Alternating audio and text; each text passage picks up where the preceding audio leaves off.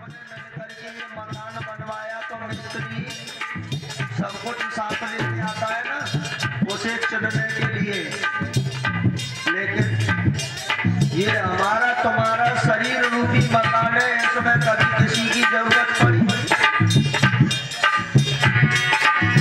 ये सुने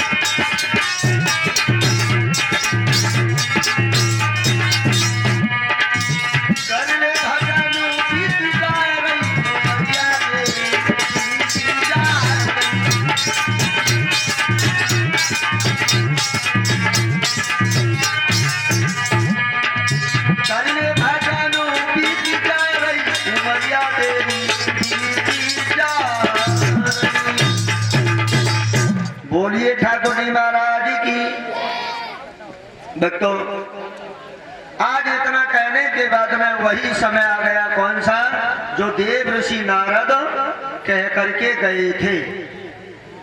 जो ही कन्या 12 वर्ष की हुई है ना, उसी समय भगवान का भजन करने के लिए वन को चली जाती है। कहने लगी है अपनी माँ से, माँ ये घर है ना मुझे काटने के लिए दौड़ता है, माँ मैं भगवान का भजन करने के लिए वन को जाऊंगी।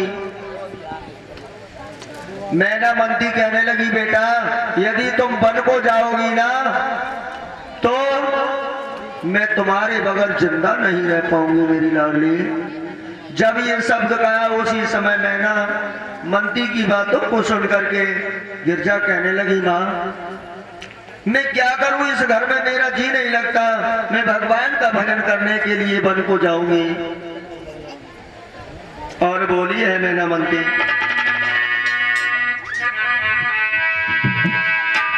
कि जो तुम घर से गई जहर में खाए कर मर जाऊंगी।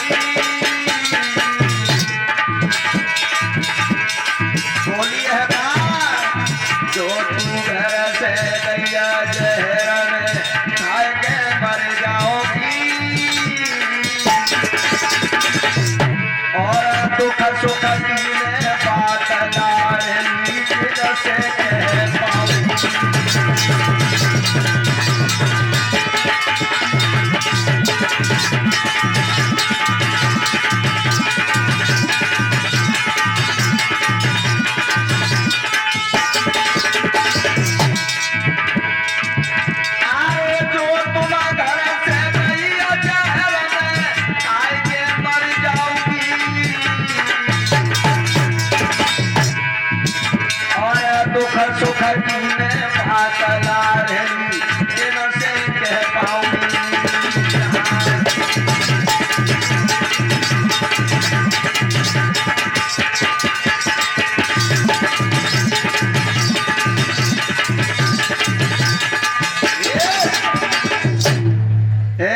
से मैनावंती कहने लगी मेरी लाडली, अरे इस समय मैं तेरे से बतला लेती हूँ, फिर मैं अपने दुख सुख की बात किनसे बतलाऊंगी। तुम जब वन को चली जाओगी तो उसी समय कहने लगी है गिरजा माँ, ये घर मुझे काटने के लिए दौड़ रहा है। और इतना कहने के बाद में भक्तों बाबा तुलसीदास जी भी लिखते हैं, पहले भी बता चुके हैं हम, ओ मोर बचाना चाहे पारी जाई फीका, संत बचन पत्थर की लीका, राम सिया राम मुझे राम।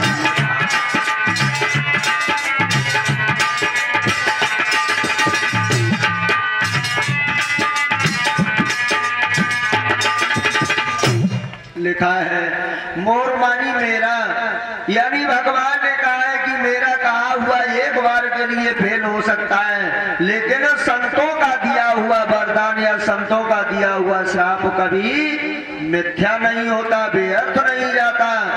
आज वही बता गया कि गिरजा और जा करके बनी में भगवान भूतनाथ भोले बाबा के नाम की अटल समाधि को लगा लिया है भक्तों। और उधर